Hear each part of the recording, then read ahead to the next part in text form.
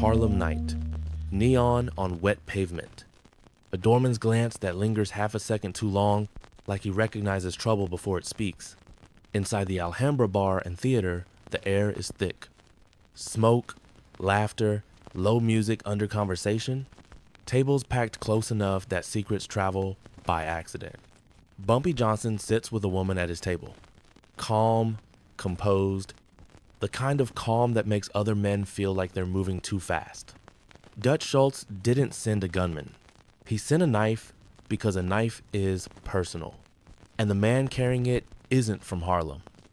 He's an outsider, Ulysses Rollins, the Chicago muscle Schultz brought in to handle Bumpy when his usual enforcers weren't enough. Rollins doesn't rush. He doesn't shout. He just moves through the room like he already sees the headline. Then the one detail happens. The blade catches the light for half a second. Just a flash.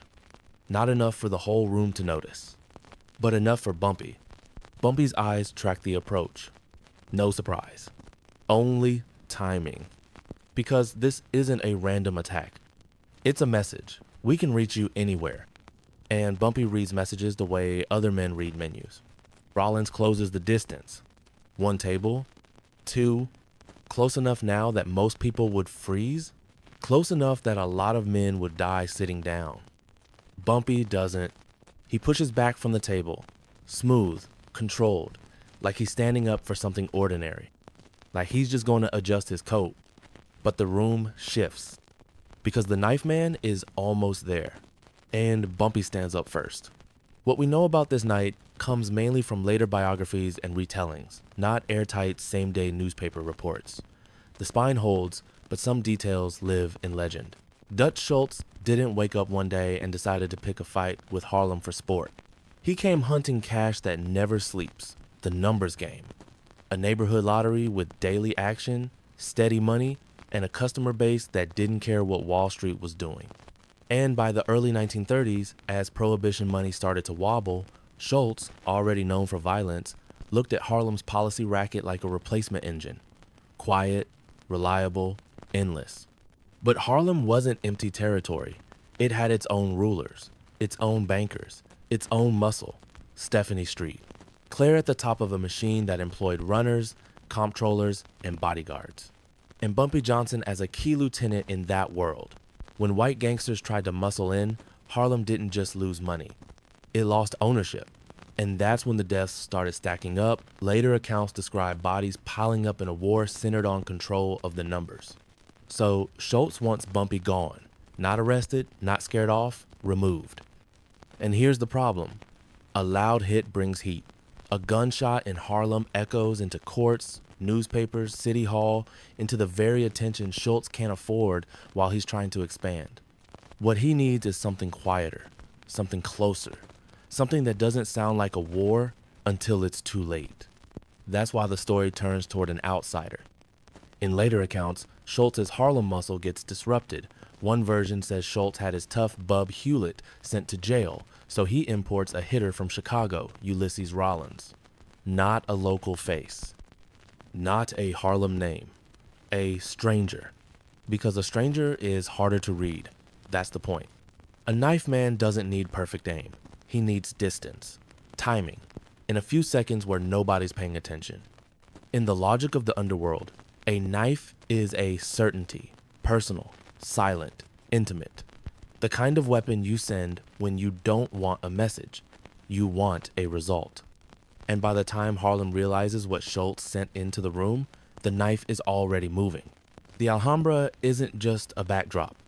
It's a pressure cooker with a marquee. A Harlem landmark sitting right on the corner, 7th Avenue at 126th, where the building itself feels like it's seen too much to be surprised anymore. Inside, the room is crowded the way Harlem rooms get crowded. Tables too close, aisles too tight, smoke hanging low like a ceiling you can touch. If something goes wrong, there's nowhere to run without looking scared. And in Bumpy's world, looking scared is an invitation. That's why Schultz sends a knife man here. A blade doesn't announce itself the way a gunshot does. A gun turns a whole club into witnesses. A knife turns it into a secret until it's already done. But the Alhambra has its own problem for an outsider. Everybody belongs to somebody.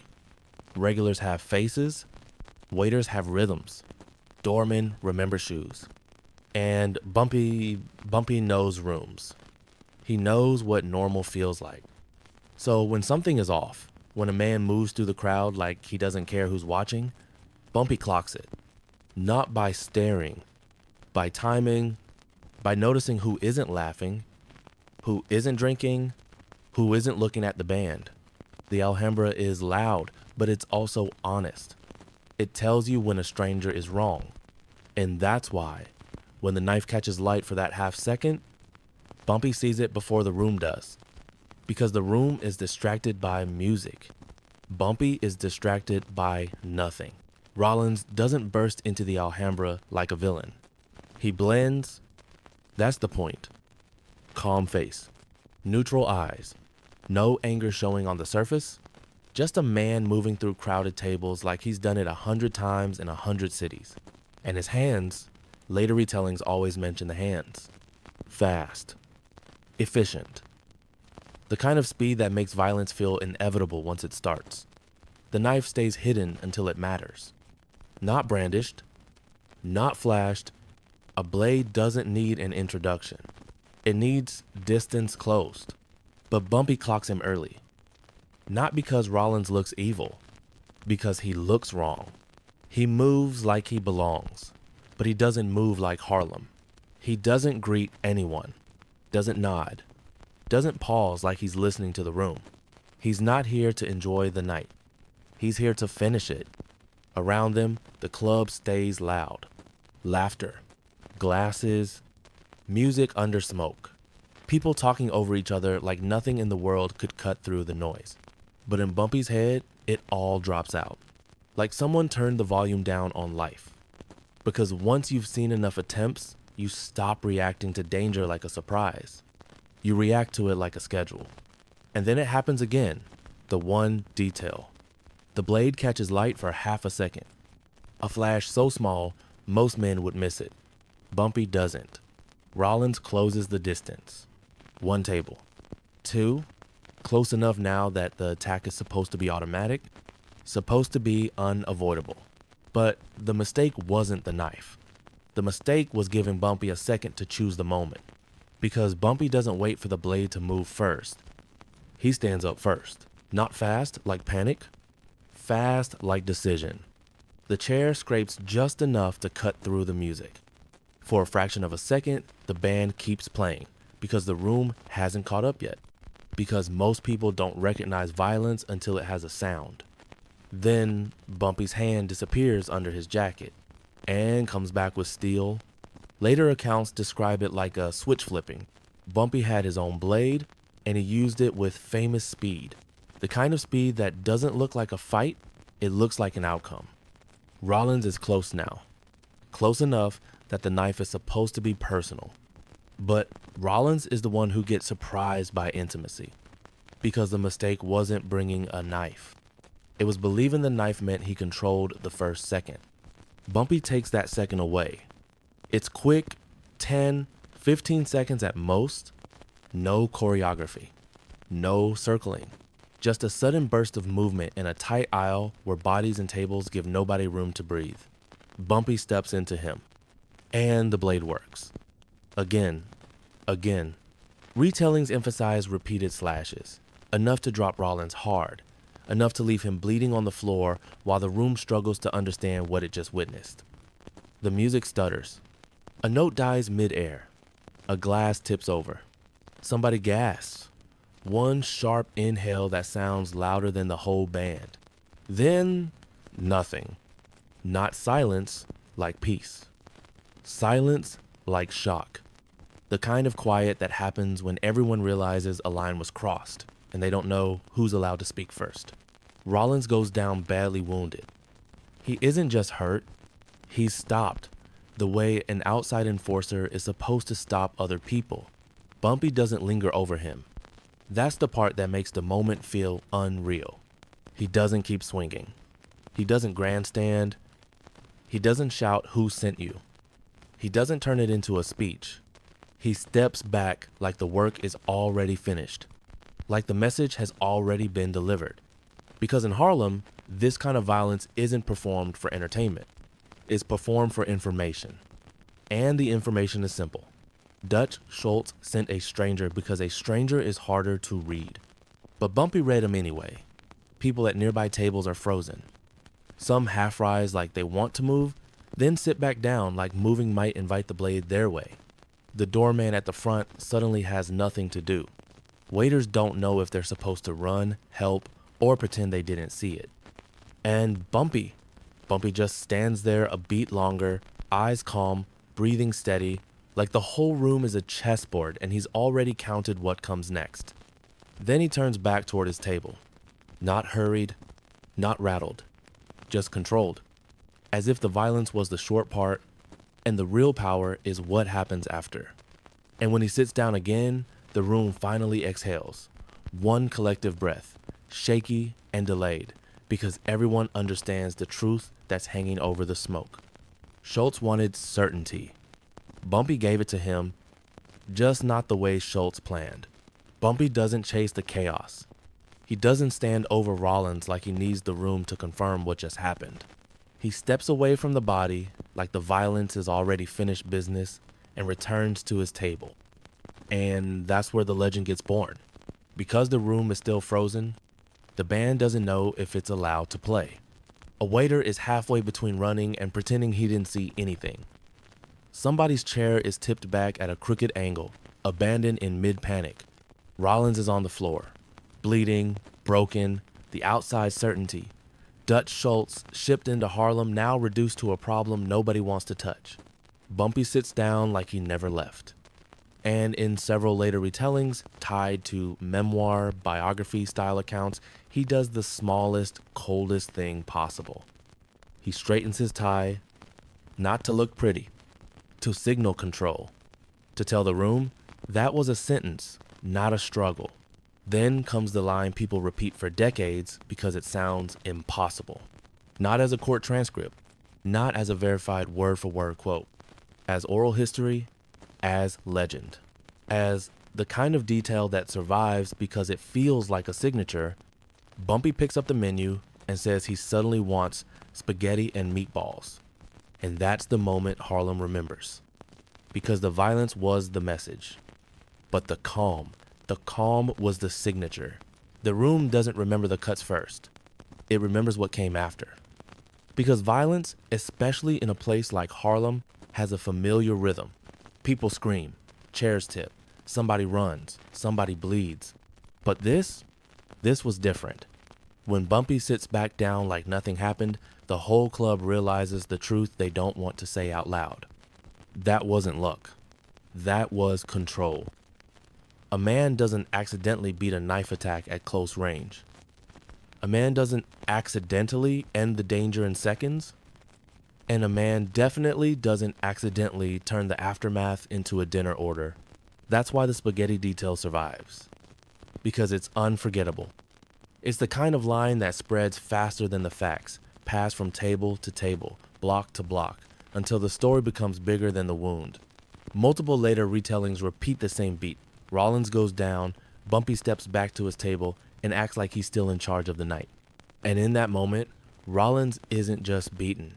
He's made small. Schultz didn't just lose an attacker.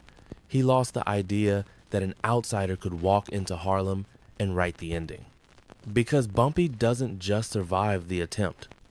He edits the ending. He rewrites the scene so the knife man becomes a prop, not a threat. So the room becomes a witness, not a battlefield. So fear doesn't get the last word, calm does. And once people see that kind of control up close, they carry it with them. Not as a rumor, as a warning. If Dutch Schultz is trying to send messages into Harlem, then Harlem just sent one back. But Harlem doesn't give you clean endings. Not when a man like Rollins survives. Not when Dutch Schultz is still paying for certainty. Days later, Rollins comes back hunting again. Only this time, he doesn't bring a knife. He brings distance. Because a knife is personal, but a gun is final. And the message shifts from warning to execution. Frank's restaurant on 125th Street. A different room, different crowd, same city breath. Forks clinking, waiters moving, regulars talking like the world is normal, because normal is what people pretend when they're trying to live through a war they never signed up for. Bumpy is there. And if the Alhambra was a stage, Frank's is the trapdoor. Because the danger doesn't announce itself. It just steps in and fires. Rollins spots him, raises the pistol, shoots, and misses Bumpy. But the bullet doesn't miss everyone. In this version of the story, a nearby woman, an innocent bystander, takes the cost instead. No glory, no legend, just the sickening reality of what these wars do to people who never held the money, never held the knife, never even knew the rules of the game. For a moment, the whole restaurant freezes in that specific, horrible way when a room realizes a life just ended and nobody knows what motion comes next. Then the twist that makes it feel like fate stepping in. An off-duty cop is there, close enough, fast enough. He grabs Rollins immediately, caught in the act with nowhere to vanish into the crowd. And the feeling in the room isn't celebration. It's relief mixed with grief. Because Bumpy lived, but someone else didn't. And that's the line you can't cross back over. The calm at the Alhambra made Bumpy a legend. The death at Frank's makes the legend heavy. Because now, the war isn't just between bosses. It's in the air Harlem breathes. Rollins doesn't die in the Alhambra. He lives long enough to try again and get caught. After Frank's, after the arrest, he stops existing in Harlem's story. Sources say he's never seen in Harlem again. And that's the message. Schultz sent his knife man, and Harlem removed the threat. The board just clears. What happened in the Alhambra wasn't just a close call. It was a rule being written in public. Later retellings describe the sequence the same way. An outsider enforcer, Ulysses Rollins, closes in with a knife. Bumpy stands first, slashes with famously quick hands, then returns to his table and acts like the night never broke. That's why it mattered. Because it told Harlem something, and it told Schultz something louder. Attempts on Bumpy didn't become headlines. They became warnings. A knife in a crowded room was supposed to be personal, quiet, certain. Instead, it became a demonstration that Bumpy could read the approach, choose the moment, and end it before fear even finished forming. And then the story gets heavier.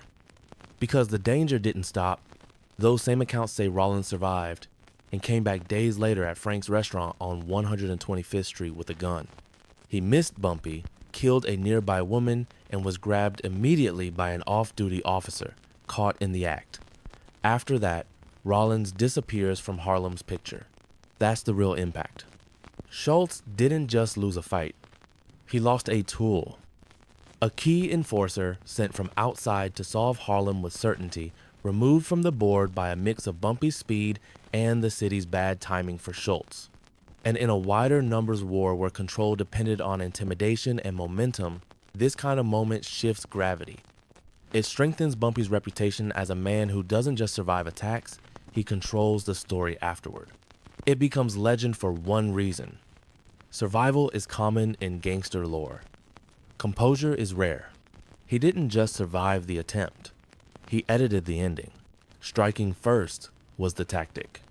That's what saved Bumpy in the Alhambra. He saw the approach, stood up first, and ended the knife man before the room even understood it was in danger. But the thing Harlem couldn't stop repeating wasn't the blade. It was the calm, because anybody can be violent. Only a few men can be unmoved by their own violence. That's why the story sticks to the detail that sounds almost unreal. Bumpy sits back down, straightens his tie, and in the memoir-style retellings, casually says he wants spaghetti and meatballs. That's the brand. Emotional control as dominance. The violence was a message to Schultz. The calm was a message to everyone else. This room is still mine. Final image. A plate arrives. Steam rises. Fork clinks against porcelain. The room noise returns in slow motion, laughter restarting like an engine catching again. And Bumpy eats like the danger was never real, because to him, it wasn't. Is the scariest gangster the loud one, or the one who stays calm after the blade?